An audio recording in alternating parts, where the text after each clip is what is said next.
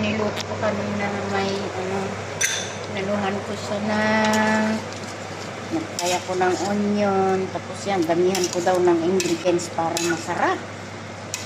Yan, wala na silang masasabi sa akin. Pag natikman mo, malabo kasi yung ano niya. Yan, meat cubes with laban mamaya. Mabango siya. 7 spicy lang ang nilagay ko. Para mabango-bango daw. Ang daming cinnamon. Daming cinnamon, no? Parang ito siya. Ayan. Sa presto ko na niluto para mabilis. Para mainit lang kasi. Mainit yung ano. Ayan.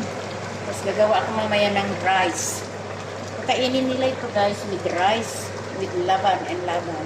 Pagkatapos, ano ko mamaya papakita ko sa inyo kung paano ako magluto ng laban. With laban kasi ito guys. Ayan, with laban.